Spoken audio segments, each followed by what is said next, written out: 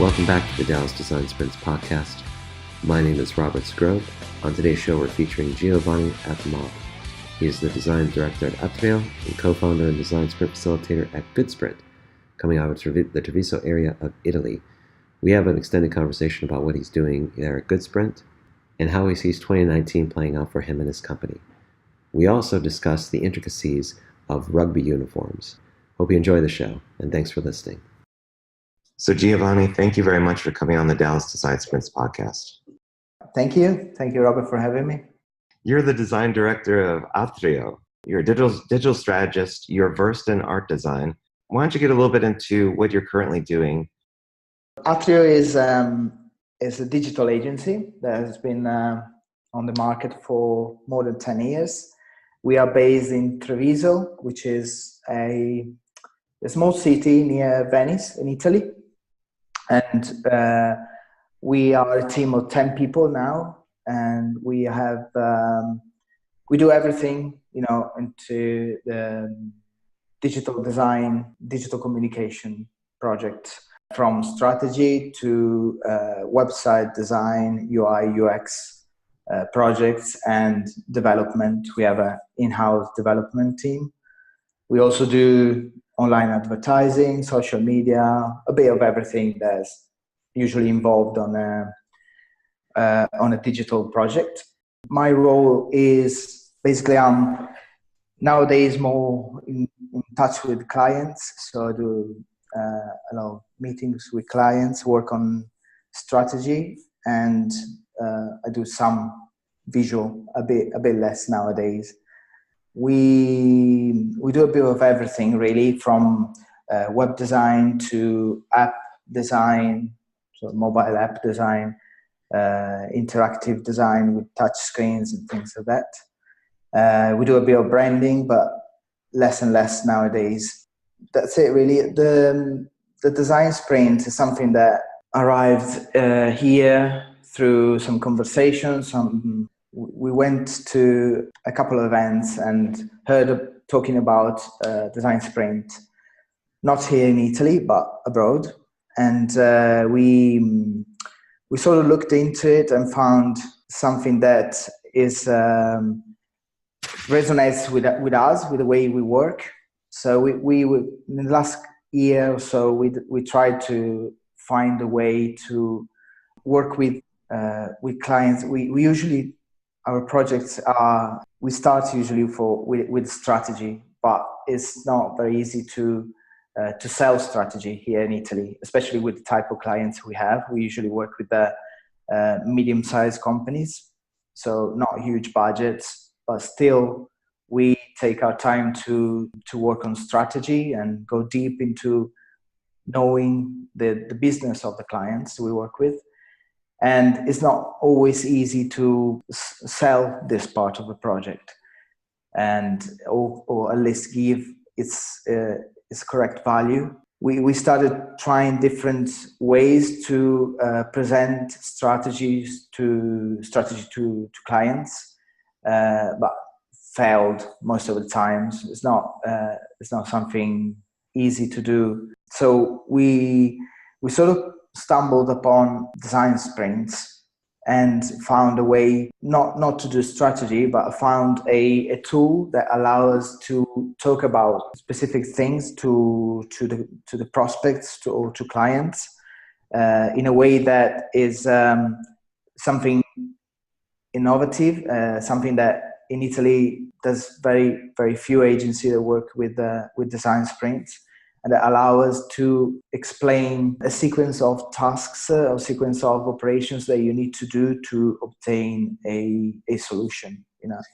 So we then decided to train, and specifically I took the masterclass with AJ and Smart, and started experimenting with design sprints, both internally and with some of our clients, our existing clients. And up to when we decided that design sprint could be something that could be very useful in a project for designing better projects, better products. So we decided to start a new business dedicated to design sprints, and in particular to obviously the facilitation, the organization of a design sprint, but also the training. Because here in Italy, design sprint, as I said, is not very well known. Is very much confused with other terminology like agile, like design thinking. There's a lot of education that needs to be done with companies. So we saw an opportunity on that, as well as a lot of work that need to be done. So we decided not to offer the design sprint as a service of our studio, of Atrio, but instead create a new business that will try and explain design sprint and create a bit of culture around design sprint here in Italy. And hopefully this will allow us to hopefully get better clients, or clients that will be able to work with this tool. So that's where we are at the moment. We launched the business. It's called goodsprint.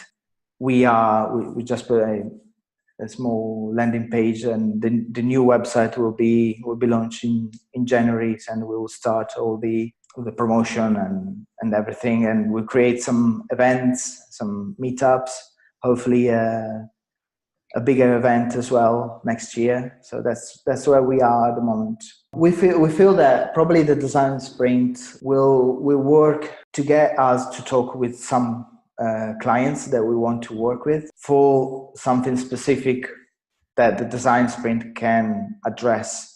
But then the good thing is that we have on the back, we have Atrio that can offer all the rest of the communication. Can take the product to the next step, to the end, and deliver the product that's been designed with the design sprint.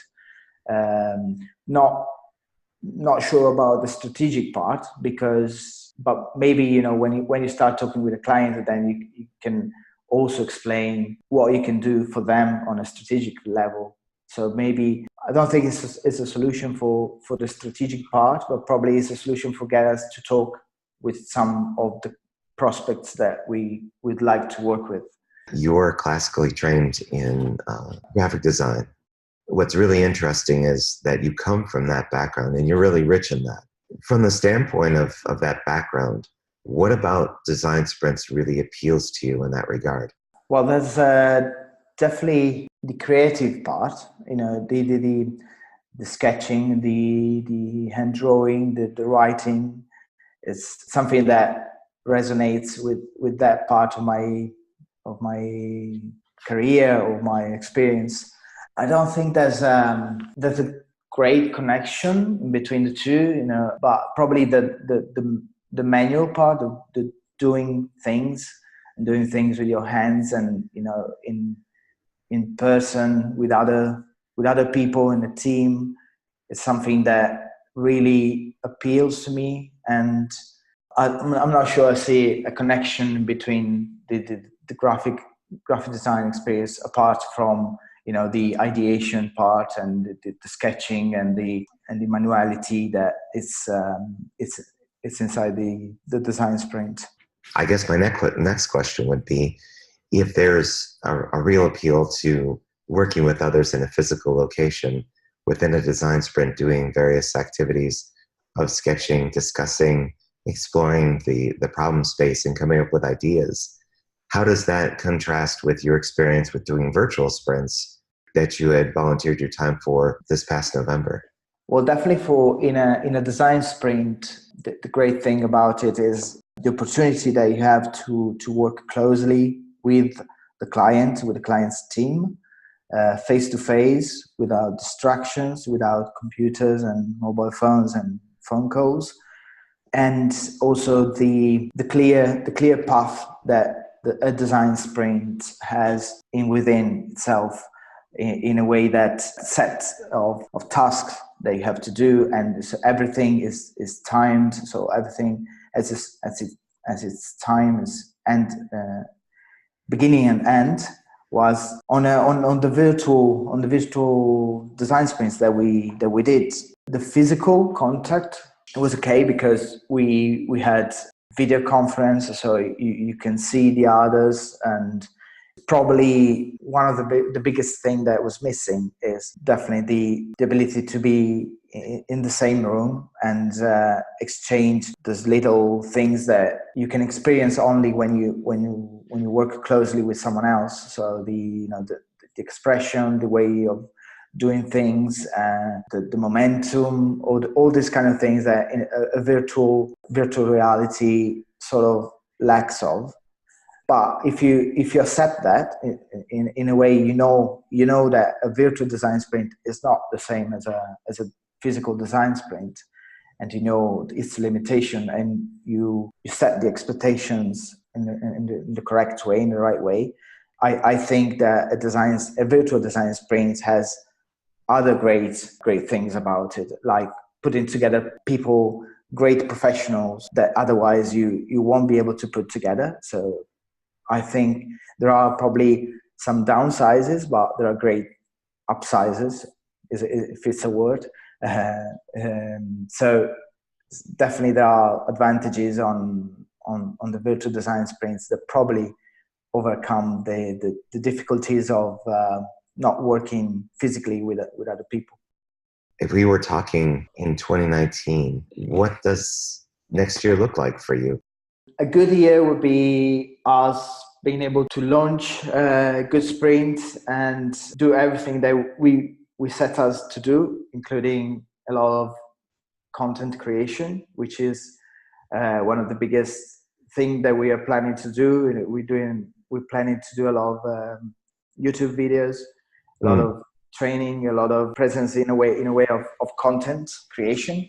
And obviously it would be great to start doing design sprints with some new clients, and at least if we manage to do probably 8 design sprints next year, would be great. Also start creating a local community around the design sprint, and get this tool known to as many people as possible. A fantastic year would be to be able to do some big event. It would be great to do a conference about design sprint here in Italy.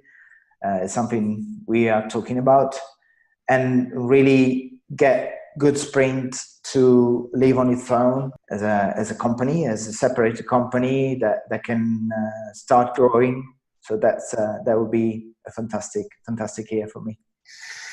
I would love to see some videos that showed your point of view and other people on your staff about how they view design sprints, how they apply them, variations in the activities based on either context or client. I don't think there's enough of that out there. I think people want to do a lot of education around the process, and I think that's getting saturated a bit online. And what's missing sometimes is, for example, you make a video about how applying design sprints works in a certain example or a certain context. Then someone on your staff who's very versed in development goes into his point of view on how design sprints really help development. And getting that point of view from a lot of different people with different disciplines and backgrounds, that would be a human interest story that I would tune in for all day long, especially if it showcased your thinking, the way you approached it, the problem, your body language. If you did kind of a half screen, similar to how I've seen in master classes, they can be short 5 to 10 minute videos. But if you came straight out of the gate with your company with that kind of content, I'd be all over it. Oh, that's interesting. Yeah. I might, if you can pick your brain whilst we're talking, we have an issue here that we trying to solve. There is, Italian markets, like some other countries here in Europe, it's not really a bilingual country. So English is not a language that everyone can understand. And also, especially actually, C-level managers of companies not always understand English.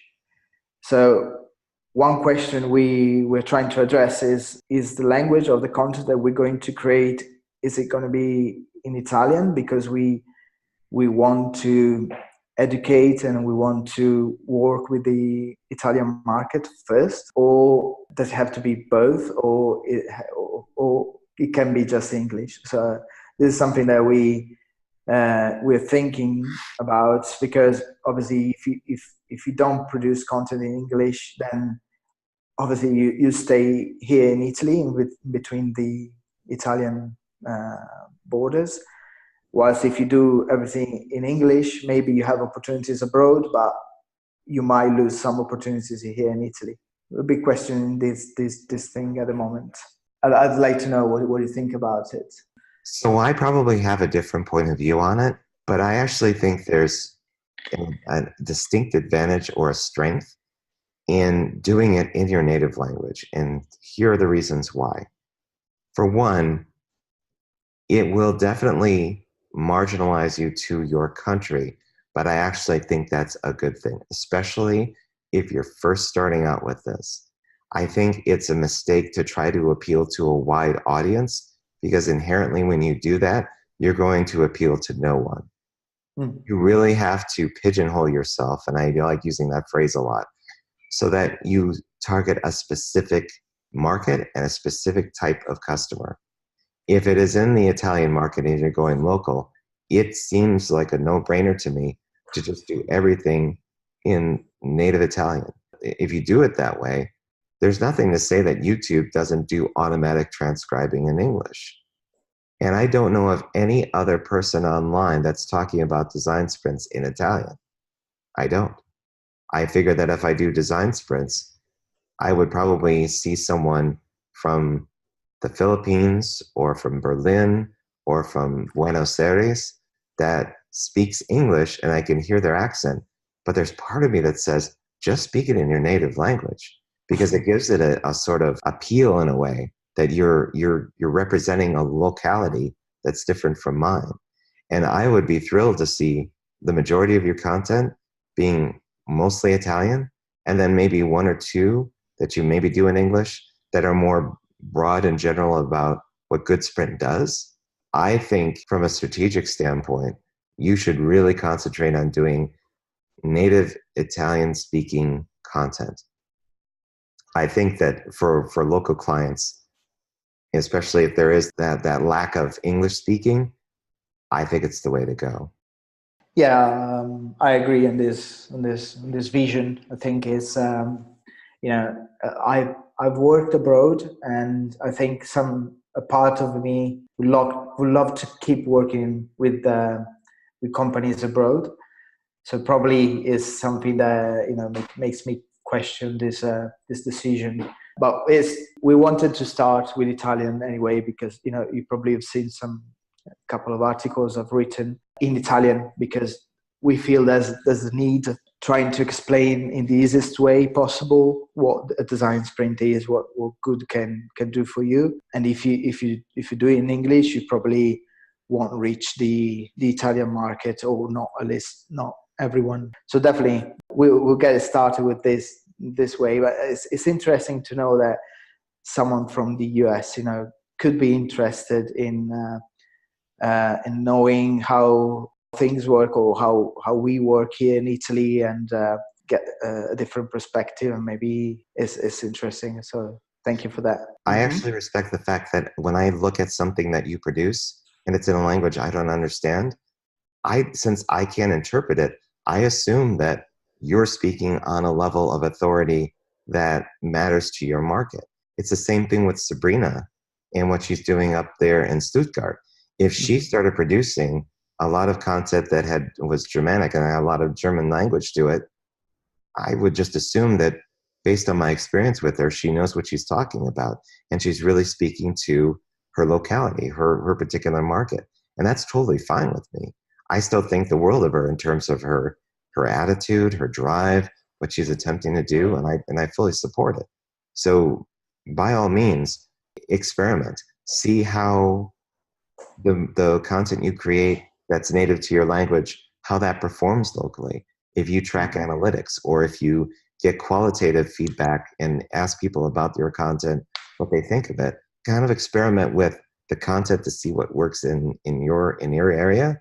And then when you expand out, you'll kind of see if that success could be replicated.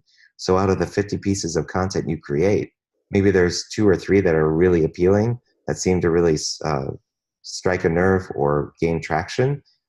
Do a conversion of those videos to English. And then you don't have to redo the content.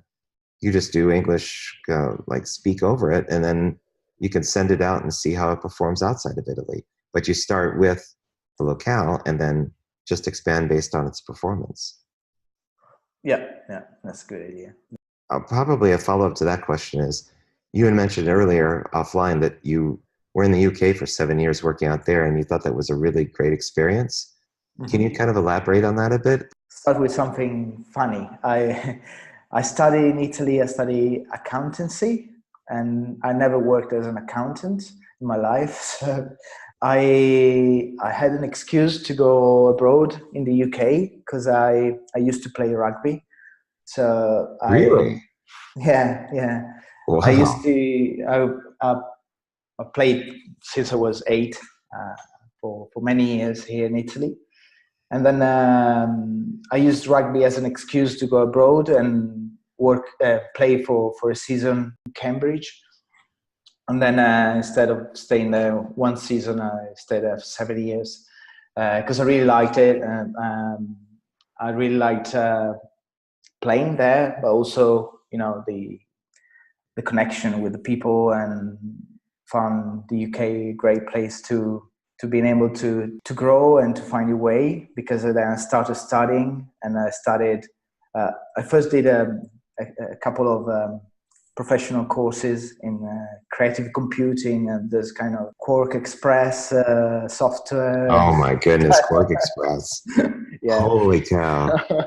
I used to play around that. Oh my man. Trying to get the margins correct on that program and having them out where they're supposed to was like hours and hours. You literally aged while you're trying to figure that out. Anyway, go ahead. Definitely. One of the teachers suggested me to carry on and do a proper course. So I studied graphic design at university.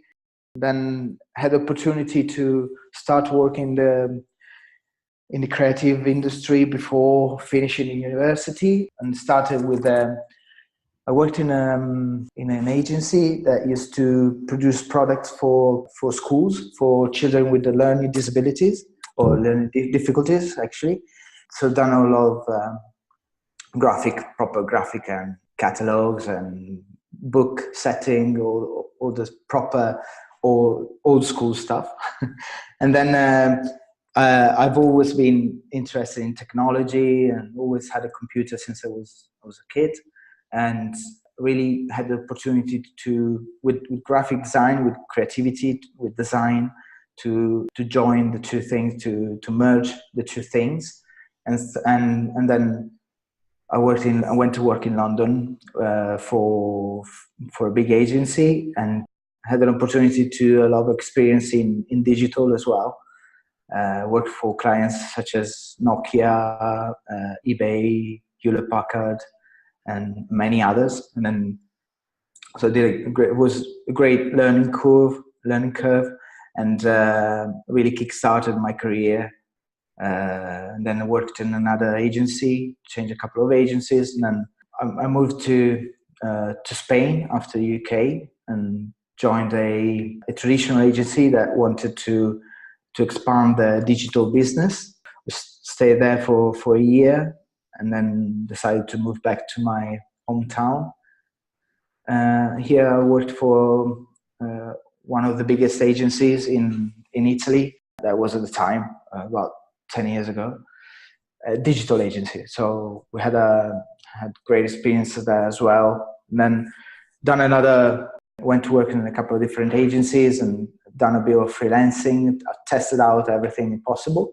And then finally settled down here in àtrio about a year ago with some guys that I knew for a long time. So decided to join forces, and here I am today. I have one question that's been sitting in the back of my head that I Mm-hmm. absolutely have to ask. And it's not discounting your entire career that you just explained, because it sounds wonderful. I have to know, when you were a rugby player, what color uniform did you wear? Why?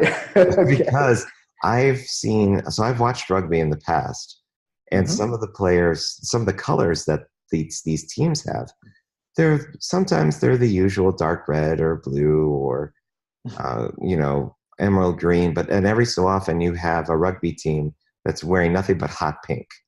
And I'm pretty sure that you never went down that road with your team, but it's probably more of the classic colors of other teams that have played. No, I think there's probably just the French that do that. There's a couple of teams have like pink or bright yellow. I wore the classic, the right colors you mentioned. So the dark red and dark blue striped tops. That was our colors. Okay, so I In the didn't UK. I didn't realize it was a French version of the couple of teams that French are more creative on the colors. Tell me a little bit about the people you work with. Do you find that getting different perspective from others is challenging or interesting? Well, you get a different perspective of things, really, on all the projects that we do, not just the design sprint. All the projects, everyone chips in with their point of view, their way to see things. Usually the developers are the ones that stops you by doing things, because you're always trying to push a bit further, and they try to hold your horses a bit. Developers have the mindset into technology, into how we're going to make this thing. The copywriter chips in with how we communicate this thing, which words we use to explain this thing. So I think each one of us have the speciality or the way of thinking that really helps to create a really thought through project, and something that can really work. The same thing is with design sprints. Sometimes we bring in the UX designer, the digital designer, or the copywriter, or the creative director, whatever. Everyone is able to bring their knowledge and the way of seeing things. The same thing with the clients that are involved in the design sprint. They bring their knowledge, the way to see the project, which is probably very different from yours and from the other members of the team. So definitely diversity is the greatest thing that we take into account when working on a project, and we believe that it's really important to drive the project into what you do, what you're good at, but drive the project into what is needed for the project to be successful. And what do you bring to the table? What do you do better than anyone else? I think is about vision. It's about what's the best for the project. So having worked in different roles in my career, and also having worked abroad, really, I think it opened my mind a bit with what are the possibilities and what can be done. And I had the chance to work on very different projects, from paper to digital to video making, photography, shooting, everything, all type of different projects. I think I bring that, and I usually bring a vision, an international vision, something, looking outside of our market, because I try to keep up with everything that happens in in the world. And this is something that I really try to bring into every project that I started, I work on. How do you see the application of the design sprint process in Good Sprint evolving for where you want to take it? I think because of how the Italian market works, I think we have to experiment, and this is something that we're very aware of. We probably won't be able, or at least not every time, we won't be able to apply the exact process all the time. It's something that we are trying to do, and we see sometimes it can work. It can work fine, but then we believe that there are bits and pieces of the design sprint that we need to take out and sort of repackage, and sort of based on the project, on the client, or the type of products, we are going to have to take some part of it and experiment with it. Also, we are talking about how we can sort of the concepts of the design sprint into àtrio, into the way we do strategy in àtrio. So we were talking about it with my partner an hour ago before the call, on a new way to present how we work in strategy. And we actually talked about introducing some of the tools of the design sprint into maybe a small workshop.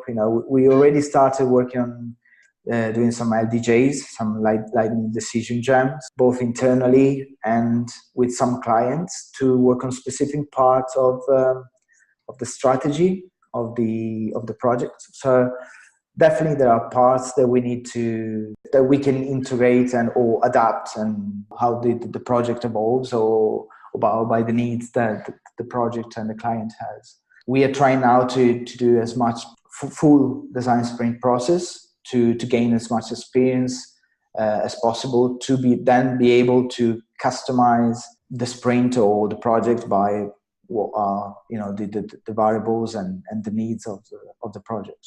Makes sense. So if our audience wants to find out more about you or to track what you're going to be doing with Good Sprint in the future, where should they go online? Well, the goodsprint.it is going to be the website that we have at the moment. Or otherwise, follow me on Instagram.